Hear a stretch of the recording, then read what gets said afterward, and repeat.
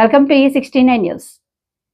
El Niño ప్రభావంతో ఈ ఏడాది వర్షపాతం తక్కువగా ఉండే అవకాశం ఉన్నందున రైతులు వరి సాగుకు బదులుగా ప్రత్యామ్నాయ పంటలు ముఖ్యంగా ఫామ్ ఆయిల్ సాగుపై దృష్టి సారించాలని రాష్ట్ర వ్యవసాయ శాఖ మంత్రి తుమ్మల నాగేశ్వరరావు పిలుపునిచ్చారు.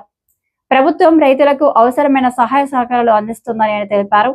ఈ వ్యాఖ్యలు భద్రాద్రి కొత్తగూడెం జిల్లా ములకలపల్లి మండలంలో నిర్వహించిన రైతు ఆత్మీయ సమ్మేళనంలో చేశారు. ఈ కార్యక్రమానికి జిల్లా collector Ankit, RDO Madhu, Mulakalapalli sarpanch Korsa Chandralekha, palm oil తోట యజమాని చిలకపాటి చంద్రరావుతో పాటు పలువురు అధికారులు, ప్రజాప్రతినిధులు, రైతులు హాజరయ్యారు. కార్యక్రమంలో వక్తలు రైతులకు ఆధునిక వ్యవసాయ పద్ధతులు, ప్రత్యామ్నాయ పంటల సాగు, ఫామ్ ఆయిల్ సాగు ప్రయోజనాలపై అవగాహన కల్పిస్తూ తమ అనుభవాలను, సూచనలను పంచుకున్నారు. అభివృద్ధి ప్రదాత గురించి తెలిసి తండోపతండోపుగా వచ్చినటువంటి అన్ని వర్గాల రైతులకి మా గిరిజన రైతుల నుంచి ప్రత్యేక ధన్యవాదాలు తెలుపుతా ఉన్నాము. మొదటగా చెప్పాలంటే డేనియల్ గారికి, వీరికి తేజవతి పార్వతి గారికి మనకి మినుము విత్తనాలు, కంది విత్తనాలు అందజేస్తున్నారు. ఎల్నైనా నేపథ్యంలో ఆయిల్ పాము మనకి ప్రత్యామ్నాయ పండుగ మన జిల్లాలో గౌరవ మంత్రివర్యుల ద్వారా, అదేవిధంగా ప్రజాప్రతినిధుల ద్వారా, జిల్లా కలెక్టర్ గారి ద్వారా ప్రమోషన్ చేస్తామని చెప్పేసి తెలియజేసుకుంటున్నాం. అందరు కూర్చోండి.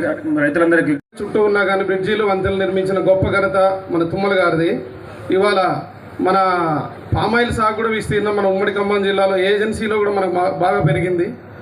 వాటికి ప్రత్యేకంగా సబ్సిడీలు, ఎరువులు ఉచితంగా ఇస్తున్నారు కొంత. అలాగే సార్, చిన్న రిక్వెస్ట్ సార్ మాది. వాస్తవానికి మన దగ్గర పాడి పశు సంపద తగ్గింది సార్. మా ఏజెన్సీలో గిరిజన రైతులు ఎక్కువ, గిరిజనులు ఎక్కువగా పశువులు, మేకలు, ఆవులన్నీ మేపుతారు సార్. వాటికి మనకి వాస్తవానికి అడవి లేకుండా పోయింది సార్. మన ఫారెస్ట్ భూమి మొత్తం కార్పొరేషన్కి ఎక్కువ ఇచ్చేశారు సార్. పశువులు తగ్గిపోవడం వల్ల మనకి ఎరువులు కూడా ఇవాళ రసాయనిక ఎరువులు పెరుగుతున్నాయి సార్. సేంద్రియ ఎరువులతో వ్యవసాయం తగ్గుతుంది.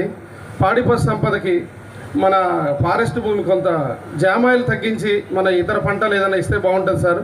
అలాగే అన్ని పంచాయతీల్లో కూడా ఇప్పుడు విపరీతంగా కోతులు బెడద కూడా పెరిగింది సార్. చాలా ఇబ్బందులు పడుతుంటారు కోతుల వల్ల కూడా.